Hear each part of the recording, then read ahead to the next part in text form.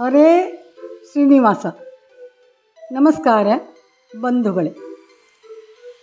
ಮದುವೆಯಲ್ಲಿ ಮದುಮಗಳಿಗೆ ತವರು ಮನೆಯವರು ಅನೇಕ ವಿಧವಾದ ಉಡುಗೊರೆಗಳನ್ನು ಕೊಡುವ ಸಂಪ್ರದಾಯವಿದೆ.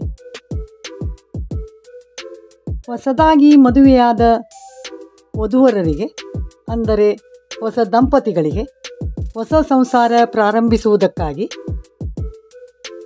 ತವರು ಮನೆಯವರು ಅಡಿಗೆ ಪಾತ್ರೆಗಳು, ತಾಮ್ರದ ಬಿಂದಿಗೆ, ಕುಕ್ಕರ್, ಊಟದ ತಟ್ಟೆಗಳು, ಲೋಟಗಳು, ತಂಬಿಗೆ ಹಾಗೂ ಸಾಮಗ್ರಿಗಳನ್ನು ಹಾಕಿಡಲು ಅನೇಕ ಡಬ್ಬಗಳನ್ನು, ಹೀಗೆ ಇತ್ಯಾದಿ ವಸ್ತುಗಳು ಹಾಗೂ ಅನೇಕ ಅಲಂಕಾರಿಕ ವಸ್ತುಗಳನ್ನು ಕೊಡುತ್ತಾರೆ.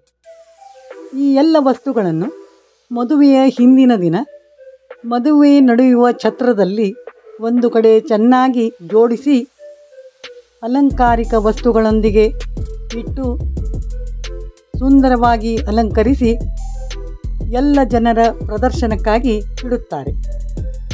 ಇದು ತುಂಬ ಉತ್ಸುಕವಾದ ಹಾಗೂ ಸುಂದರವಾದ ನೋಟ, ನೋಡಲು ತುಂಬ ಚೆನ್ನಾಗಿರುತ್ತದೆ.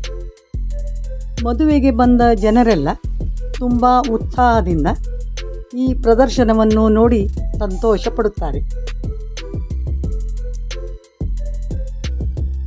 ಈಗ ನೋಡೋಣ ಕೆಲವು ವಸ್ತುಗಳ ಪ್ರದರ್ಶನದ ಇಣುಕು ನೋಟ. ಬನ್ನಿ ನೋಡೋಣ.